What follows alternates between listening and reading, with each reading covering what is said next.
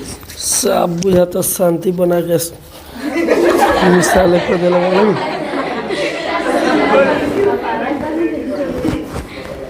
चलिए तो नमस्कार, राधे राधे। आप सबको हमारे YouTube चैनल में बहुत बहुत स्वागत है। ध्यान देंगे हो, हम इस क्लास में, ठीक है, NCERT क्लास 10 बायोलॉजी पाठ 1 के भाग 2 में चर्चा करने वाले हैं। इसकी पिछली वीडियो में हमने जैव प्रक्रम को समझा था। जैव प्रक्रम के जैसे पोषण, उत्सर्जन, श्वसन का हो और पोषण को, सारी चीज़ को खूब डिटेल्स में जाना था। आज इस क्लास में हम लोग पोषण के प्रकार पर चर्चा करेंगे। अब पोषण के जो 2 प्रकार होते हैं, एक परपोषण और एक स्वपोषण। तो इसी क्लास में परपोषण बोले तो स्वपोषण, कौन पोषण, स्वपोषण के जान लेंगे। और इसके दौरान जो प्रकाश संश्लेषण की क्रिया होती है उसको डिटेल्स में जानेंगे। एक प्रकाश संश्लेषण क्या, ये परिभाषा अलग हो गया। फिर प्रकाश संश्लेषण की क्रिया को समझावे या समझे, उसको अच्छा से समझेंगे, ठीक है। तो चलिए शुरू किया जाए। इससे पोषण तो हम लोग पिछले वीडियो में जान चुका है। पोषण यदि हम लोग जानते हैं तो आपको पता होगा, जीवों के भोजन ग्रहण करने की विभिन्न विधि को क्या कहते हैं, पोषण। पोषण के 2 प्रकार होते हैं। पोषण के कितने प्रकार, एक स्वपोषण और एक, ठीक है। तो आज छापा मारेगा किस पर जी, स्वपोषण के पूरा डिटेल्स में। तो स्वपोषण क्या है, स्वपोषण क्या है, ध्यान देंगे। यहाँ हो गया आपका पोषण, क्या हुआ, पोषण के कितने प्रकार हैं, 2 प्रकार के। एक है आपका स्वपोषण और दूसरा है परपोषण। तो आपसे पूछा जाए इस स्वपोषण क्या है, तो कहीं ना कहीं पोषण के ही प्रकार है, पोषण का ना प्रकार है। आहयो क्या है, पोषण का। तो आखिर पोषण के कौन से प्रकार को स्वपोषण कहते हैं और पोषण के कौन से प्रकार को परपोषण, ठीक है। तो पोषण के वैसे प्रकार जिसमें जीव अपना भोजन स्वयं बना लेता है उसे स्वपोषण कहते हैं। स्वपोषण किसे बोलेंगे जी,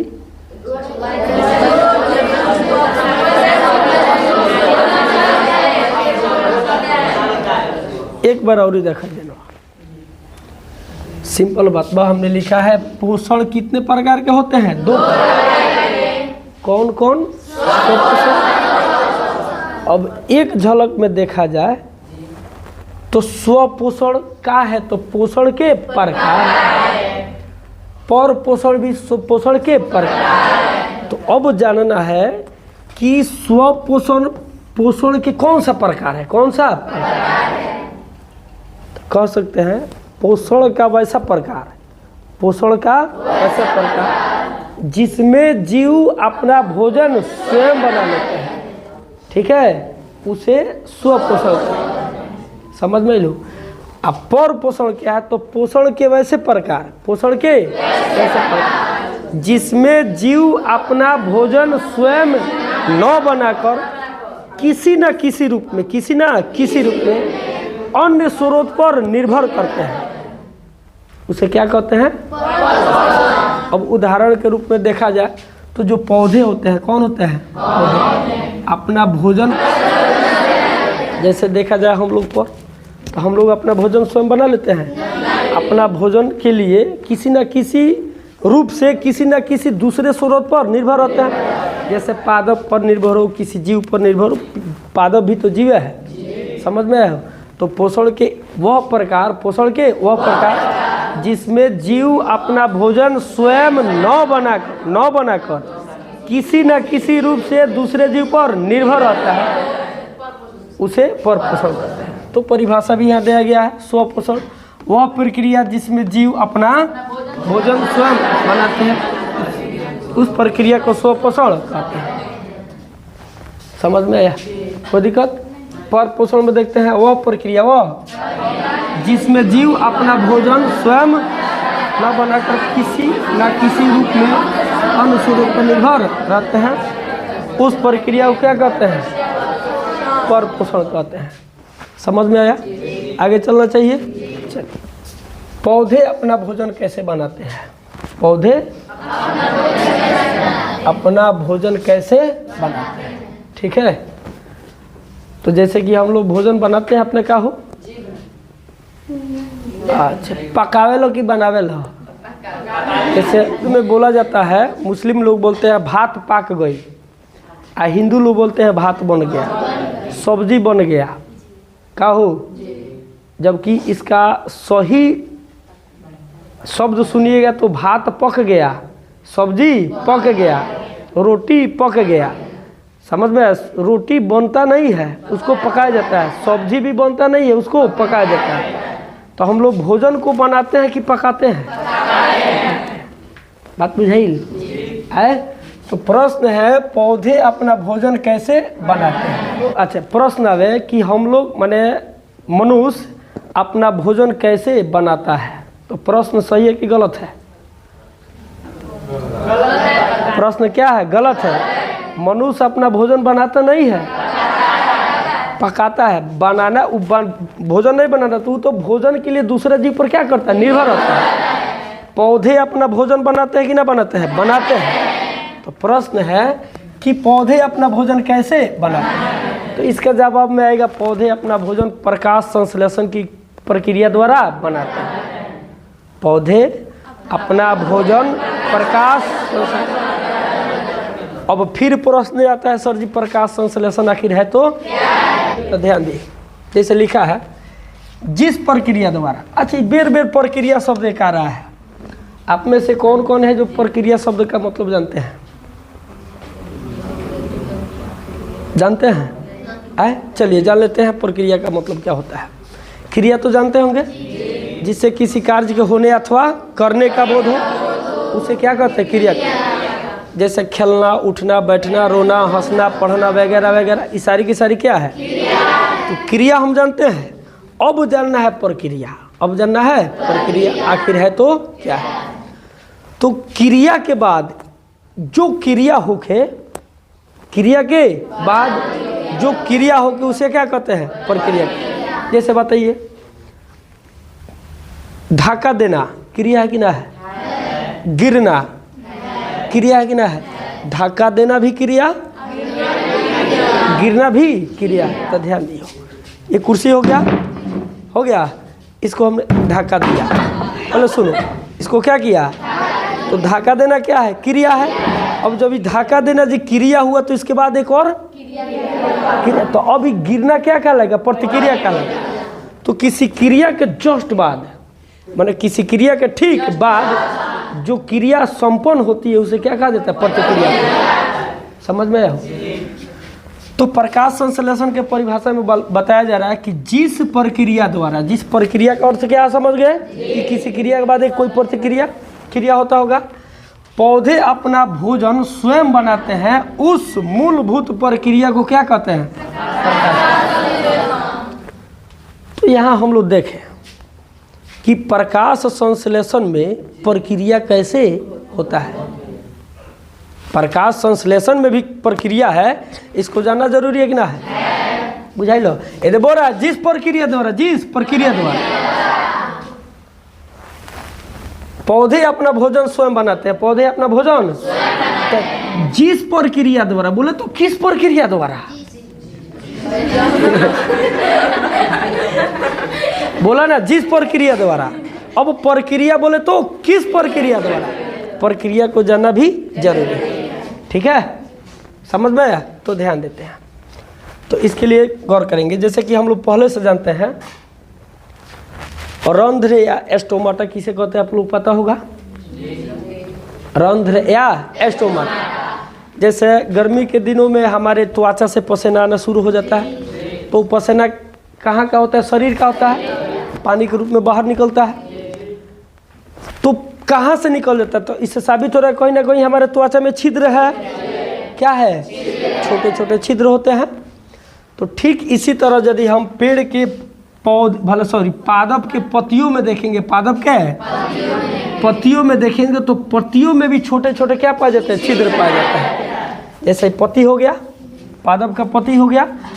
ये जो देख रहे हैं इस भाग का क्या किया गया, जूम किया गया। क्या किया गया है, जूम किया गया है। तो देखिए इस भाग में जो छोटा देखा दे तुम इतना दूर के जूम किया गया है। जूम करने के बाद में देखा गया कि इसमें क्या पाया जा रहा है, छिद्र पाया जा रहा है। इस छिद्र को क्या बोलते हैं, एस्टोमाटा या रंध्र कहते हैं। आवे एस्टोमाटा या रंध्र किसे कहते हैं, तो क्या बोलेंगे, तो पादप के पत्तियों में छोटे छोटे छिद्र पाए जाते हैं जिसे एस्टोमाटा या रंध्र। क्लियर है। तो चूंकि हमारा टारगेट कहाँ है कि प्रक्रिया, प्रकाश संश्लेषण में जो प्रक्रिया हो रहा है इस चीज को जानने के लिए। तो पौधे जो होते हैं रंध्रों द्वारा, किसके द्वारा, रंध्रों द्वारा वायुमंडल से कार्बन डाइऑक्साइड को ग्रहण किए होते हैं। किसको, पौधे वायुमंडल से, कहाँ से, कार्बन डाइऑक्साइड को ग्रहण किए होते हैं। किसके द्वारा, अब छिद्र कहबू, एस्टोमाटा के द्वारा। फिर जो पौधे होते हैं अपने जड़ द्वारा, किसके द्वारा, जड़ को भी ग्रहण किए होते हैं। तो पादप के पत्तियों द्वारा, यानी पादप के इसको बोल सकते हैं रंध्रों द्वारा क्या आया, कार्बन डाइऑक्साइड। जड़ द्वारा क्या गया, जल द्वारा, यानी H2 हो गया। पादप ने कार्बन डाइऑक्साइड को भी ग्रहण किया, जल को भी ग्रहण। ठीक है। ग्रहण करने के बाद पादप के पत्ती में देखा जाए, पादप के तो क्लोरोफिल नामक लवक पाया जाता है। क्लोरोफिल नामक लवक पाया जाता है। अब सब इसी में चर्चा होगा डिटेल्स में आगे चल के। अब वो लवक क्या करता है कि सूर्य के प्रकाश को अवशोषित कर लेता है। किसको, कौन, लवक। लवक में कौन लवक, तो क्लोरोफिल। कौन, क्लोरोफिल। सूर्य के प्रकाश को क्या करता है, अवशोषित कर लेता है। आज जो ऊर्जा यानी जो गर्मी होता है, क्या कर, गर्मी, सूर्य के प्रकाश वाला गर्मी।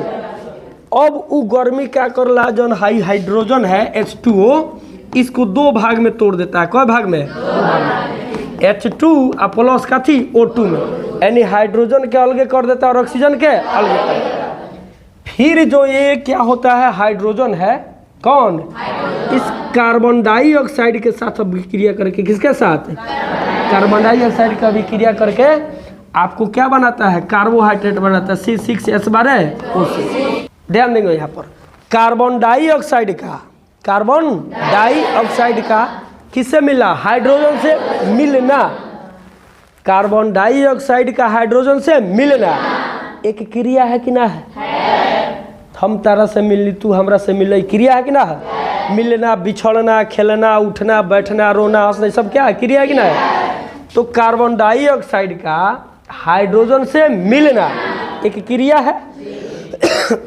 ई क्रिया के बाद एगो है इसका बनना, यानी कार्बोहाइड्रेट का बनना, ये क्रिया है कि ना हो, कार्बोहाइड्रेट का बनना, घर बनवाना, क्रिया ना है। तो कार्बन डाइऑक्साइड से हाइड्रोजन का मिलना क्रिया, फिर मिलने के बाद कार्बोहाइड्रेट का बने भी क्या है, क्रिया है। तो ये जो क्रिया है हेकरा बाद ना हुआ है, कार्बन डाइऑक्साइड और हाइड्रोजन के मिलने के बाद वाली क्रिया है। ठीक है, इसलिए अब इसको क्या बोलेंगे, प्रक्रिया बोलेंगे ना, क्या बोलेंगे। इसलिए बोल रहा है जिस प्रक्रिया द्वारा आज जो पौधे का भोजन है, ये है पौधे का क्या है, भोजन है, कार्बोहाइड्रेट ही पौधे का क्या है, भोजन है। तो जिस प्रक्रिया द्वारा पौधे अपना भोजन स्वयं बनाते हैं, उस मूलभूत प्रक्रिया को क्या कहते हैं, प्रकाश संश्लेषण। समझ में आया, प्रकाश संश्लेषण किसे कहेंगे,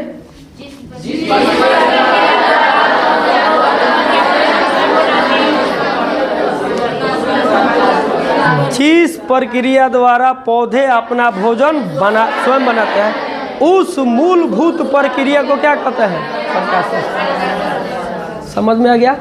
नेक्स्ट चले। तो जैसे कि प्रश्न क्या है आप लोग देख पा रहे हैं, प्रकाश संश्लेषण को क्या करें, समझें। तो इसको हम 3 आइटम से आज समझेंगे। कई आइटम से? पहला आइटम होगा मौखिक, ठीक है। दूसरा आइटम होगा एनिमेशन के द्वारा, 3D एनिमेशन के द्वारा। और तीसरा आइटम होगा एक लिखित। क्या होगा? तो सबसे पहले हम लोग मौखिक पर चर्चा करें। किस पर? मौखिक। तो ध्यान देंगे। हम लोग जानते होंगे कि जंतु कोशिका और पादप कोशिका में कुछ अंतर होते हैं। जैसे कि ये जो देख रहे हैं जंतु कोशिका का एनिमेशन है और एक किसका है, पादप। किताब के चीज में है का जी, समझिए कि आप लोग किताब से हम कहाँ है, बाहर है। एक जानकारी है, इसको ले लेना है, इसको जान लेना है कि कैसे कैसे होता है। सब किताबी दुनिया से आप बाहर आ जाओ, ठीक है, समझ में आया। तो ये जो चित्र देख रहे हैं यह कोशिका है, यह ये भी क्या है, कोशिका है। तो यह जंतु की कोशिका और यह क्या है, पादप की कोशिका। तो 9th क्लास की यदि चीज़ें आपको स्मरण हो तो आपको मैं बताते चलूं कि पादप कोशिका और जंतु कोशिका में कुछ अंतर होते हैं। अंतर नंबर 1 देखा जाए तो पादप कोशिका में कोशिका भित्ति पाया जाता है। कोशिका भित्ति यानी कोशिका झिल्ली के ऊपर भी एक पतली परत पाया जाता है, जबकि जंतु कोशिका में कोशिका भित्ति नहीं पाया जाता है। अब इसका भी वजह आता है, प्रश्न आता है कि पादप कोशिका में कोशिका भित्ति क्यों पाया जाता है, ठीक है, वो अलग प्रश्न है, उसका भी जवाब है, सो हमने 9th क्लास में लिया है, ठीक है। तो जंतु कोशिका और पादप कोशिका में अभी कितना अंतर देखा, 1। क्या देखा, क्या? जंतु कोशिका में कोशिका भित्ति नहीं पाया जाता है, पादप कोशिका में पाया जाता है, ठीक है। अंतर नंबर 2 देखें तो आप ये जो चित्र देख रहे हैं, कोशिका का क्या है, रसधानी है। क्या है? रसधानी है। क्या है? तो ये रसधानी जो होता है जंतु कोशिका में भी होता है। किस कोशिका में? आप पादप कोशिका में भी होता है। अंतर ये होता है कि पादप कोशिका का जो रसधानी होता है बड़ा बड़ा होता है और जंतु कोशिका में रसधानी छोटा छोटा पाया जाता है। अब इसका भी वजह है कि पादप कोशिका में रसधानी बड़ा क्यों पाया जाता है और जंतु कोशिका में रसधानी छोटा क्यों पाया जाता है। तो ये विषय नहीं है यहाँ जानना कि क्यों पाया जाता है, ठीक है। माने इतना अंतर दिखाई दिया। कई गो अंतर दिखाई दिया? 2 गो। जंतु कोशिका में कोशिका भित्ति नहीं पाया जाता है, पादप कोशिका में कोशिका भित्ति पाया जाता है। जंतु कोशिका में रसधानी छोटे छोटे होते हैं, पादप कोशिका में रसधानी बड़े बड़े, ठीक है। अंतर नंबर 3 देखें, जंतु कोशिका में लवक नहीं पाए जाते हैं। जंतु कोशिका में लवक काती हो, लवक नहीं पाए जाते हैं, जबकि पादप कोशिका में लवक पाए जाते हैं। अभी लवक क्या है, अभी लवक क्या है? तो जैसे कोशिका देख रहे हैं, कोशिका के अंदर देखिए छोटी छोटी क्या है, संरचनाएं हैं, छोटी छोटी बनावट दिखाई दे रहा है। ये सारी की सारी क्या है, कोशिकांग है। क्या है? यहाँ पादप कोशिका में भी देखिए छोटे छोटे संरचना दिखाई दे रहा है ना, ये भी क्या है, कोशिकांग है। तो कोशिकांग में कुछ माइटोकॉन्ड्रिया होता है, गोल्जी काय होता है, गोल्जी उपकरण होता है, राइबोसोम होता है, लाइसोसोम वगैरह वगैरह बहुत सारा चीज़ होता है। सो अपने 9th क्लास में जाना होगा, ठीक है। ठीक उसी तरह लवक का चर्चा करें। किसका? तो लवक भी क्या है, कोशिकांग है, यानी कोशिका का ही क्या है, अंग है। समझ में आए हो? तो जंतु कोशिका और पादप कोशिका में हमने कितना अंतर देखा? 3 अंतर देखा। अंतर नंबर 1, पादप कोशिका में कोशिका भित्ति पाए जाते हैं, जंतु कोशिका में कोशिका भित्ति नहीं पाए। अंतर नंबर 2, पादप कोशिका के रसधानी बड़ी बड़ी होती है, जंतु कोशिका में रसधानी छोटी। पादप कोशिका में लवक पाए जाते हैं, जंतु कोशिका में लवक नहीं पाए जाते। अब ओरिजिनल खेल है लवक पर। किस पर? लवक। तो ये जो देख रहे हैं ये, ठीक है, ये हमारा क्या है, लवक। क्या है जी? लवक के यहाँ 2 चित्र आप लोग देख लिए। तो लवक क्या है हमने अभी फिलहाल जाना। क्या जी? तो पादप कोशिका के क्या है, अंग है। पादप कोशिका के अंग है। और ये जो लवक होते हैं ये होते हैं 3 प्रकार के। कौ प्रकार के? एक होते हैं अवर्णी लवक, लवक। एक होते हैं वर्णी लवक। कौन लवक हो? वर्णी लवक होते हैं। और दूसरा होता है हरित लवक, तीसरा होता है हरित लवक। लवक कई प्रकार के? लवक जंतु कोशिका में पाए जाते हैं कि नहीं पाए जाते हैं? नहीं पाए जाते, पादप कोशिका में पाए जाते हैं। लवक कितने प्रकार के होते हैं? कौन कौन? अवर्णी लवक, वर्णी लवक, इसको इंग्लिश में ल्यूकोप्लास्ट बोला जाता है, इसको क्रोमोप्लास्ट बोला जाता है और इसको क्लोरोप्लास्ट बोला जाता है। ल्यूकोप्लास्ट, क्रोमोप्लास्ट,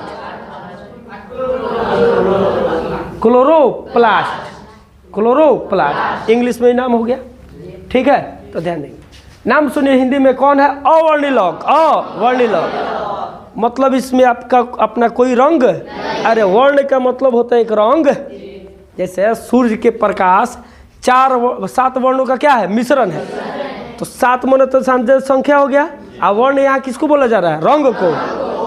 तो वर्ण का मतलब क्या होता है? तो यहाँ देखिए अवर्णी लवक, यानी कुछ ऐसे लवक जिसका अपना कोई रंग नहीं है। एक है वर्णी लवक, कौन लवक? अर्थात इसका कोई अपना रंग होता होगा। एक है हरित लवक, कौन लवक? अर्थात इसका रंग जो होगा क्या होगा? हरा होगा। तो ये जो लवक होते हैं हरित अवर्णी लवक, कौन लवक?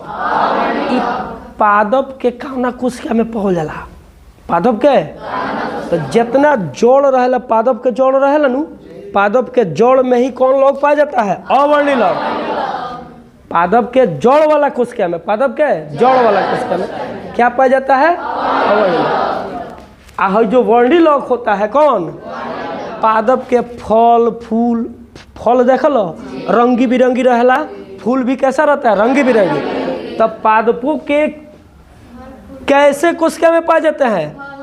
फल फूल वगैरह में पाए जाते हैं। और रहा हरित लवक, कौन लवक? अब कल्पना कर सकते हैं कि हरित लवक कहाँ पाई जाती हो? पादप के पत्तियों में, पादप के काहे कि हरित लवक हरा होता है। इसी लवकवा के चलते पतियावा का रंगवा कैसा होता है? हरा होता है। समझ में आया? कोई दिक्कत? यहाँ तो क्लियर है जी। आगे चले, बताइए। तो जंतु कोशिका और पादप कोशिका में हमने कितना अंतर देखा? 3। जंतु कोशिका में लवक पाए जाते हैं कि ना? पादप कोशिका में पाए जाते हैं। जंतु कोशिका में रसदानी छोटा होता है कि बड़ा? पादप कोशिका में बड़ा होता है। जंतु कोशिका में कोशिका भित्ति होता है कि नहीं होता है? पादप कोशिका में कोशिका भित्ति। ठीक है, अब देखिए आगे चलते हैं। लवक क्या हमने जाना?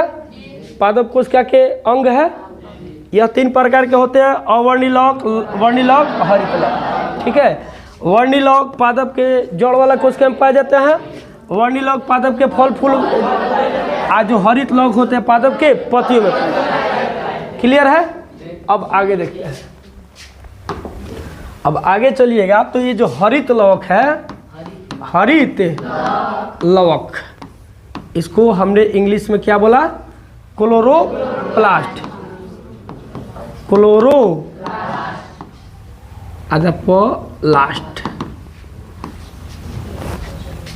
अब इसमें भी जाइएगा तो इसमें भी 3 प्रकार के वर्ण पाए जाते हैं। क्या में 3 प्रकार के वर्ण पाए जाते हैं। लवक में भी 3 प्रकार। लवक का ही प्रकार है हरित लवक, और इसमें भी कई प्रकार के? 3 प्रकार। तो एक जो होते हैं उसको बोला जाता है क्लोरोफिल। क्या बोला जाता है? क्लोरोफिल। कौन फिल हो? एक जो होता है रंगहीन होता है। क्या होता है? रंगहीन मतलब इसका कोई अपना रंग नहीं होता। कुछ होते हैं नारंगी कलर के होते हैं। कैसे? नारंगी कलर के होते हैं। लवक कई प्रकार के? 3 प्रकार के, अवर्णी, वर्णी और हरित। हरित लवक के अंदर ताक झाक कर बताए में कई गो प्रकार के वर्ण पड़ जाला। एगो का नाम क्लोरोफिल, रंगहीन और नारंगी। ठीक बा? तो प्रकाश संश्लेषण के क्रिया में सबसे बड़का रोल इसी का होता है। क्लोरोफिल। रंगहीन का नहीं होता है। रंगीन का नहीं होता है, किसका होता है? क्लोरोफिल। किसका? क्लोरोफिल। समझ में लो। अब देखो क्लोरोफिल करेला का? क्लोरोफिल करेला। फिर ओकरा बाद प्रश्न है, ओकर जवाब दियो हो। क्लोरोफिल क्या करता है? तो पादप के पत्तियों पर जो सूर्य के प्रकाश पड़ता है उस प्रकाश को अवशोषित कर लेता है। जिस तरह काला कपड़ा जो होता है, काला कोई भी रंग हो, प्रकाश को क्या करता है? अवशोषित करता है। उसी तरह क्लोरोफिल प्रकाश, सूर्य के प्रकाश को क्या करता है? अवशोषित कर लेता है। अवशोषित करने के बाद जो ऊष्मा मिलता है, जब ऊष्मा माने गर्मी, क्या करता है? जो ऊष्मा मिलता है, अब वह ऊष्मा इधर पादप के जड़ के द्वारा, पादप के, ये देखिए जो जल चढ़ा है, इसमें जो जल ग्रहण किया होता है कौन? पादप। जड़ के द्वारा जो जल को क्या किया गया होता है? ग्रहण किया होता है। उस जल के अणु को दो भाग में तोड़ देता है। ये तोड़ेला क्लोरोफिल। क्लोरोफिल जो गर्मी के ग्रहण कैले रखा, सौर विकिरण को जो अवशोषित किया था, उष्मा में बदल गया। क्या में? उहे उष्मा क्या के लखा? जल के अणु के, जल के H2O को कई भाग में तोड़ा? H2 + O2 दो भाग में क्या किया? तोड़ दिया। समझ में आया? कितने भाग में? दो भाग। तोड़ दिलस, ओकर रोल खत्म। क्लोरोफिल के रोल खत्म। क्लोरोफिल का काम इतना ही है कि सूर्य के प्रकाश को क्या करना? अवशोषित करना और उसमें ऊर्जा में बदल देना। आई जो ऊष्मा मिलता है, ऊष्मा का काम होता है कि जल के अणु को क्या करना? दो भागों में तोड़ देना। तो दो भाग में टूट गए, हाइड्रोजन अलग, ऑक्सीजन अलग। अब फिर पादप जो होता है अपने रंध्रों द्वारा, किसके द्वारा? ये जो देख रहे हैं पादप के, फिर ही भाग क्या जूम को के देखल गल, काथी को के तो देखो तो में छोटा छोटा छिद्र दिखाई देता कि ना। अब इस छिद्र के द्वारा पादप का ले रहा है? कार्बन डाइऑक्साइड के ले रहा है। आए बुझाइलो? तो जल के द्वारा जो जल चढ़ा है, किसके द्वारा? अब जल अपना मूल रूप में है कि बदला है? जल अपना मूल रूप में बा, H2O में ही बा। टूट के हाइड्रोजन और ऑक्सीजन में विभक्त हो गए बड़े। तो केकरा वजह से टूटले हैं? ऊष्मा के चलते। तो पादप के पत्ती में ऊष्मा आयल हो कहाँ से? क्लोरोफिल क्या किया है? उसको, सूर्य के प्रकाश को अवशोषित किया था। अब इहे ऊर्जा क्या कलख? जल के अणु के दो भाग में तोड़ देलक। समझ में? एने से अथी रंध्र या स्टोमाटा द्वारा क्या मिलल बा? Carbon dioxide. अब होता का ध्यान दियो, अब हई हाइड्रोजन हुआ कौन? आ प्लस कार्बन डाइऑक्साइड। अब इहे मिल के इहे सारा के क्या बना दिलक? C6H12O6। बोले तो पादप के क्या बना दिया? भोजन बना दिया। समझ में आया? कोई दिक्कत? तो इस तरह हमने देखा, ध्यान देंगे हो। हाँ, बना दिया, भोजन मिल गया। तो इस तरह हमने देखा कि प्रकाश संश्लेषण की क्रिया दो चरण में हुआ। कई चरण में? कई गो चरण में? पहला चरण में जल के अणु टूटा है, और दूसरा का चरण में क्या हुआ है? जल बोले हाइड्रोजन और कार्बन डाइऑक्साइड आपस में मिलकर क्या बनाया है? पौधे का भोजन बनाया, कार्बोहाइड्रेट बनाया। तो प्रकाश संश्लेषण की क्रिया कई चरण में होता है? दो चरण। पहला चरण में क्या होता है? जल के अणु, जल के दो भाग में विभक्त होते हैं। बोले तो हाइड्रोजन और कार्बन डाइऑक्साइड, भले ऑक्सीजन में विभक्त होता है। दूसरा का चरण में हाइड्रोजन कार्बन डाइऑक्साइड के साथ मिलकर क्या होता है? पौधे का भोजन बनता है। तो ये दोनों चरण में दो गो चीज हम लोगों को मिला। एगो तो ग्लूकोज मिल गया और दूसरा ऑक्सीजन भी मिला है। देखो मिलल क्या मिला है? तो ये ऑक्सीजन क्या हो जाता है? तो फिर यह रंध्र के द्वारा यह ऑक्सीजन के क्या छोड़ दिया? वायुमंडल में पादप छोड़ दे वाला। जब ये ऑक्सीजन मिलल है ना, ये कहाँ चला जाता है? वायुमंडल में। आ ये जो कार्बोहाइड्रेट बोले तो ग्लूकोज जो बना है पत्तियों में, ये पत्तियों में रह जाला कि ओई में रह जाला कि और ही जगह जाला? पादप के विभिन्न भागों में, पादप के विभिन्न भाग में फ्लोएम ऊतक के द्वारा पहुंचा दिया जाता है। ठीक है, अब फ्लोएम ऊतक क्या है, इसके बारे में हमने 9th में भी जानकारी लिया था। हालांकि जब परिवहन चैप्टर आएगा इसी में तो वहाँ पर खूब डिटेल्स में जानकारी लेंगे कि जैसे कि हम लोग को जानना है कि जंतुओं में परिवहन कैसे होता है, यानी मनुष्यों में परिवहन कैसे होता है, पादपों में परिवहन कैसे होता है, तो वहाँ पर जाकर डिटेल्स में हम लोग जानकारी इसका देंगे। अभी इतना हाल फिलहाल जानिए कि जो पादप में कार्बोहाइड्रेट बना, कहाँ बना, तो पादप के पत्तियों में, तो केवल पत्तियों में ही रह जाता है कि पादप के हर एक भाग तक पहुँचा दिया जाता है। किसके द्वारा, तो फ्लोएम ऊतक के द्वारा। किसके द्वारा, चलिए अब आपसे कुछ क्वेश्चन कर रहे हैं कि पादप में भोजन कहाँ बनता है, पत्तियों में। पत्तियों में ही क्यों बनता है, क्या कि क्लोरोफिल कहाँ पाल जाला, पत्ती में। तब भोजन पत्ती में बनी कि जड़ में बनी, कहाँ बा, पत्तियों में। अच्छा बात बताइए, क्या रात के समय पौधे अपना भोजन बनाते होंगे कि नहीं बनाते होंगे, क्या है, हाँ। तो क्लोरोफिल में जो क्षमता है, किसमें, वह सिर्फ और सिर्फ सौर के मन सूर्य के प्रकाश को ही ऊष्मा में बदलना उसका काम है। इरा के ये कृत्रिम टॉर्च बार दिल बनी, कौन टॉर्च, पादप के पत्ती पर कृत्रिम टॉर्च पड़ता और ओकरो के क्या करियो, अवशोषित करके आ जल के अणु के क्या करिए, दो भाग में वो क्षमता नहीं होता है। तब बताइए प्रकाश संश्लेषण की क्रिया रात में होता है कि ना होता है, कब होता है, दिन में। दिन में क्यों होता है, क्योंकि दिन के समय ही सूर्य के प्रकाश होता है, और प्रकाश संश्लेषण की क्रिया में सूर्य के प्रकाश का होना,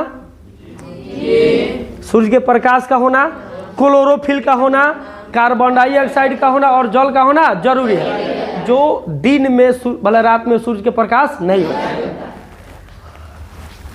दिन के समय, दिन के समय पौधे किस गैस को ग्रहण करते हैं और किस गैस को छोड़ते हैं, प्रकाश संश्लेषण की क्रिया दिन में नहीं होता, तो कार्बन डाइऑक्साइड का अंदर लेता और ऑक्सीजन के छोड़ता। तो दिन में पौधों के द्वारा गैसों के, किस गैसों का आदान प्रदान होता है, आदान प्रदान। आदान माने लेनी या प्रदान माने देनी, तो किस गैस का आदान प्रदान होता है, कार्बन डाइऑक्साइड और ऑक्सीजन।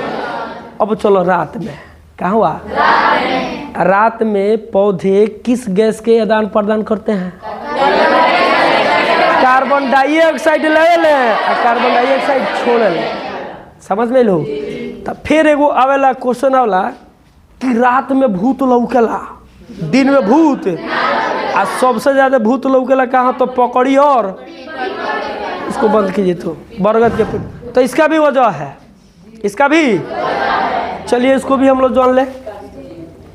आपने सुना होगा, आपने सुना होगा, सुना क्या, एक चीज़ देखा होगा, ध्यान देंगे, जैसे कि इसके पिछले वीडियो में भी हमने चर्चा किया था कि बच्चों को अधिक देर तक आप लाइन में खड़ा करा देते हो तो उसमें से कुछ बच्चे होते हैं मूर्छित होकर गिर जाते हैं। इसके कारण क्या होता है, क्योंकि जब अधिक देर तक खड़े रहते हैं तो पृथ्वी का जो गुरुत्व बल है, कौन बल, खून को अपना ओर खींच लिया होता है पैर की ओर, खून मस्तिष्क को बहुत कम मात्रा में मिलता है। ऑक्सीजन जो होता है, ऑक्सीजन के वाहक का कार्य कौन करता है, एक जगह से दूसरे जगह ले जाने का काम करता है, खून करता है। खून में जो हीमोग्लोबिन होता है वो करता है। तो जब ही हमारा खून हिले नहीं है तो ऑक्सीजन जाई, खून के ले जाए के काम क्या करता, अच्छा सॉरी अब खून हिले ही नहीं है तब मस्तिष्क के कोशिका के ऑक्सीजन मिली है ना, तो जब ना मिली तो वह मूर्छा के धप से क्या हो, समझ में, बेहोशी की हालत में आके तब गिरबो। तो रात के तू चलो तरफ बरगद के पेड़ के लगे, पीपर के पेड़ के लगे, तब वही जन होला का, रात में तो प्रकाश संश्लेषण की क्रिया नहीं हो, आकि होता।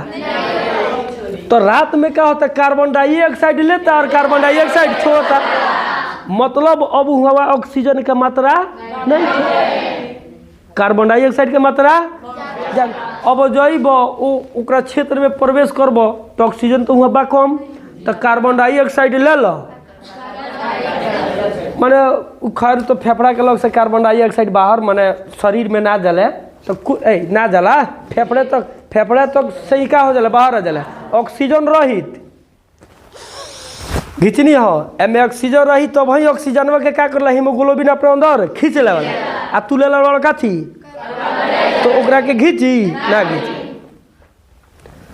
तो रात के समय बोलो तारा ऑक्सीजन बढ़िया से मिली, जब ना मिली तो माइंड के दिमाग के जौन कुछ कब ओकरा ऑक्सीजन मिलत बढ़िया होले नहीं क्या, तो चलबो आ धब धब गिरबो, तब तारा दिमाग रहे अगल बगल में केहू होले नहीं क्या, हम गिरत हैं तो तिल तरह आई बाप भूत पड़कता का थी लोग वो जैसे भाग गया, समझ नहीं लो।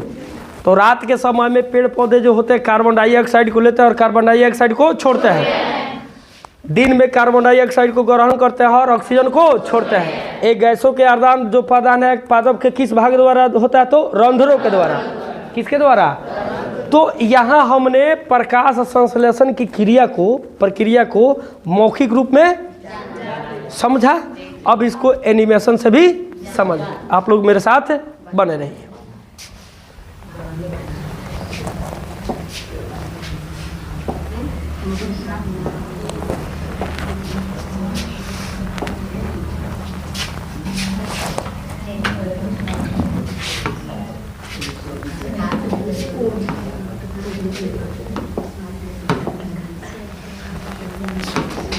अब बंद करो तो जी, थोड़ा बंद करो, लगाइए दो।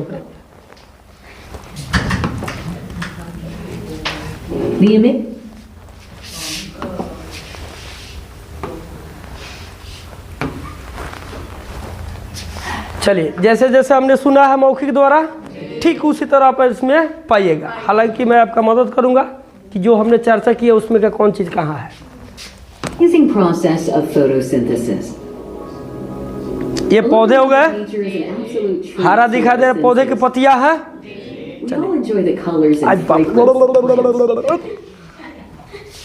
आवाज जाएगा तो कॉपीराइट लग जाएगा। क्या लग जाता है? कॉपीराइट वीडियो में। एगो तो दोसर के वीडियो चोरा के बनाओ तन क्या हो।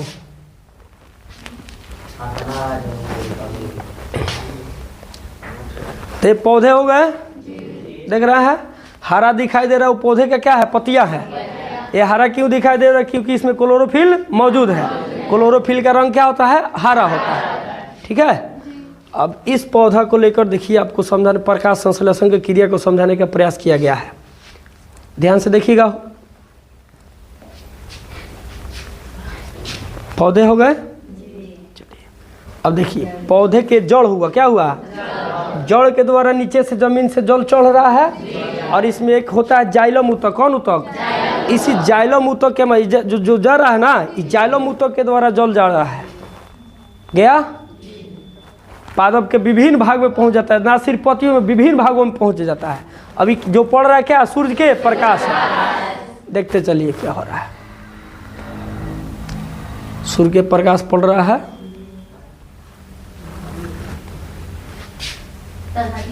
हाँ जी, जी महाराज जी, हट गया। जी महारानी।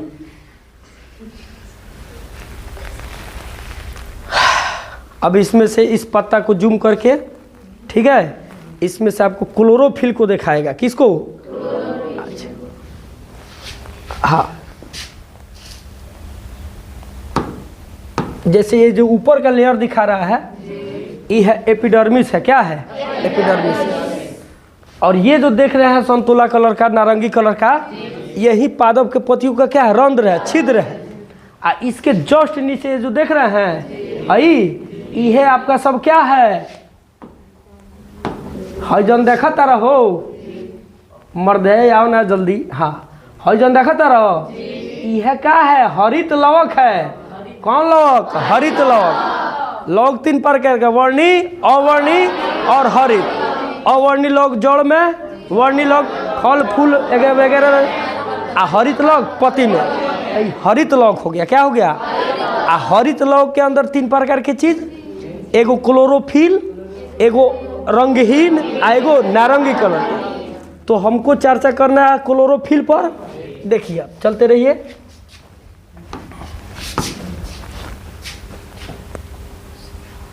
हाँ एक चीज और देख लिया, रुक जो भैया वो।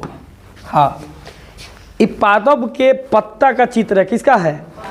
इसके अंदर कुछ खाली जगह दिख रहा है, इसी में कार्बन डाइऑक्साइड हुआ जाता है, तो रहने के लिए उसको कुछ जगह चाहिए कि ना चाहिए?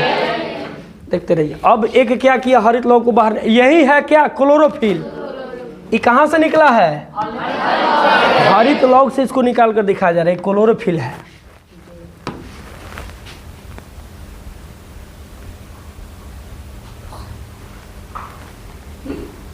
ये गैसों को आने जाने के लिए माना जगह है।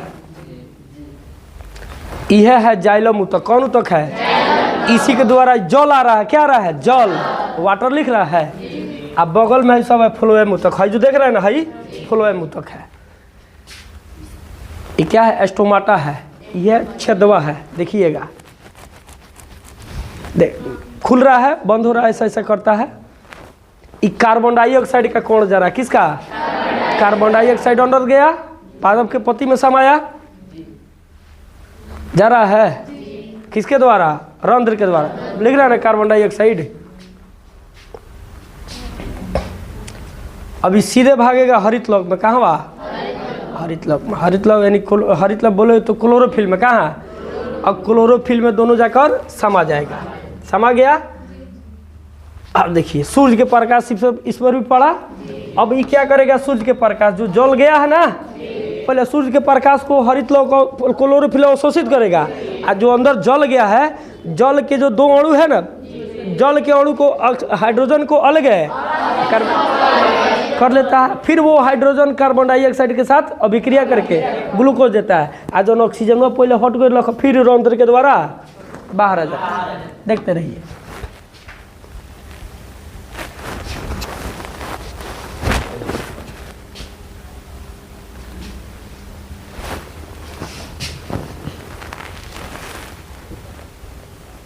ये जो दिखाई दे रहा है बड़ा वाला, यह क्या है? कार्बोहाइड्रेट है। C6H12O6, ठीक है, ग्लूकोज है, ग्लूकोज लिख रहा है। अब बात यही जान नहीं रहता है, पादप के विभिन्न भागों में फ्लोएम ऊतक के द्वारा, ये फ्लोएम ऊतक है, देख रहे हैं ना, फ्लोएम ऊतक में जाएगा, समा के फिर पादप के विभिन्न भागों में क्या करेगा? पहुंचा देगा। आज जो उधर से ऑक्सीजन मिला है, कौन? देखिए फिर जा रहा है ऑक्सीजन, फिर उसी रंध्र के द्वारा वायुमंडल में छोड़ दिया जाता है, ठीक है। तो इस तरह प्रकाश संश्लेषण की क्रिया क्या हुआ? ये सारी क्या है? तो केवल पतिये में रहता है। यहाँ से देखिए सब पादप के विभिन्न भागों में पहुंच गया। तो प्रकाश संश्लेषण को हमने एनिमेशन के द्वारा समझा। अब देखते हैं लिखित द्वारा। किसके द्वारा जी? लिखित द्वारा देख लें। इसको आखिर हम लिखेंगे तो कैसे? बस हमने जो चर्चा किया है ना, जो देखा है उसको, आंखों देखा, जो हाल देखा उसको अपना भाषा में क्या करना है? दर्शा देना है। खेल खत्म।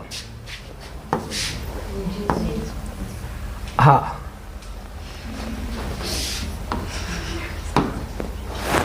प्रश्न है,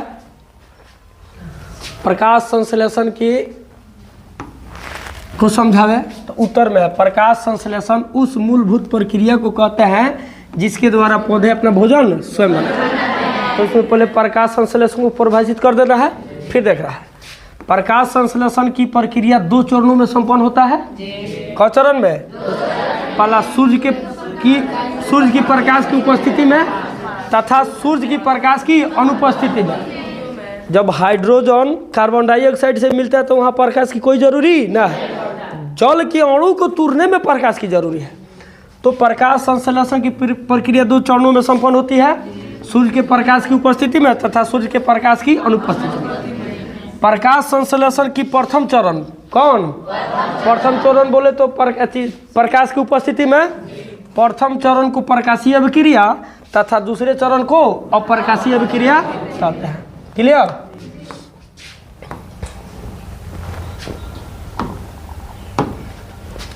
उसके बाद देखिए, अब ये जो हमने ऊपर लिखा है, प्रकाश संश्लेषण की प्रक्रिया 2 चरणों में संपन्न होती है, सूर्य के प्रकाश की उपस्थिति में, सूर्य के प्रकाश के अनुपस्थिति में। अब उस इस चीज़ को बढ़िया से समझने के लिए हमने यहाँ लिखा है, क्या लिखा है, चूँकि हम जानते हैं, यहाँ बोला ना उपयुक्त का विस्तार समझ, जो ऊपर हमने बोला है उसको विस्तार रूप में समझना है, तो यहाँ से जानकारी आपको मिलना शुरू हो जाता है। चूँकि हम जानते हैं कि लवक सिर्फ पादप कोशिका में ही पाए जाते हैं, क्लियर है। ये लवक 3 प्रकार के होते हैं, ल्यूकोप्लास्ट या अवर्णी लवक, वर्णी लवक या क्रोमोप्लास्ट, हरित लवक या क्लोरोप्लास्ट।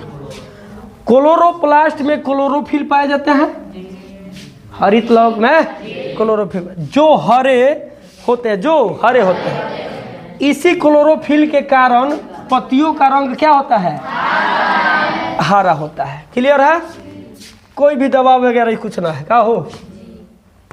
चलिए फिर है प्रकाश संश्लेषण के प्रथम चरण को अब देखा जाए, किसको, तो प्रकाश संश्लेषण के प्रथम चरण में देखिए बोल रहा है, इस चरण में इस क्लोरोप्लास्ट यानी हरित लवक में मौजूद क्लोरोफिल सौर ऊर्जा को अवशोषित कर जल के अणुओं को 2 भाग में अर्थात हाइड्रोजन और ऑक्सीजन में विभक्त कर देते हैं। प्रकाश संश्लेषण के दूसरी चरण में, इस चरण में जल के विघटन से प्राप्त हाइड्रोजन कार्बन डाइऑक्साइड से अभिक्रिया कर ग्लूकोज बनाता है। प्रकाश संश्लेषण की पूरी प्रक्रिया में प्राप्त ऑक्सीजन रंध्रों के द्वारा वायुमंडल में छोड़ दिया जाता है और ग्लूकोज फ्लोएम ऊतक के द्वारा पादप के विभिन्न भागों में। समझ में आए तो पूरा क्लियर हो गया। हमने इस क्लास में, आज की क्लास में देखा पोषण के प्रकार। पोषण के कितने प्रकार होते हैं, 2 प्रकार, स्वपोषण और परपोषण। स्वपोषण किसे कहते हैं, तो वह प्रक्रिया जिसके द्वारा पादप अपना भोजन स्वयं बनाते हैं, उसे स्वपोषण। परपोषण किसे कहते हैं, तो वह प्रक्रिया जिसमें जीव अपना भोजन स्वयं न बनाकर किसी न किसी रूप से दूसरे जीव पर निर्भर रहते हैं, उसे परपोषण कहते हैं। ठीक है, तो स्वपोषण कहाँ पाए जाते हैं, तो पौधे में। अब प्रश्न आता है कि पौधे अपना भोजन कैसे बनाते हैं, तो प्रकाश संश्लेषण के द्वारा। अब वो रहा कि प्रकाश संश्लेषण है तो क्या है, तो वैसी प्रक्रिया जिसके द्वारा पौधे अपना भोजन स्वयं बनाते हैं, उस मूलभूत प्रक्रिया को क्या बोला जाता है, प्रकाश संश्लेषण। अब प्रकाश संश्लेषण की प्रक्रिया को भी हमने समझा कि कैसे कैसे होता है। समझ में आ गया है, कोई दिक्कत जी। अब फिर मिले जाएगा अगले क्लास में, तब तक के लिए आप सबको राधे राधे, जय हिंद, जय भारत और जय बिहार।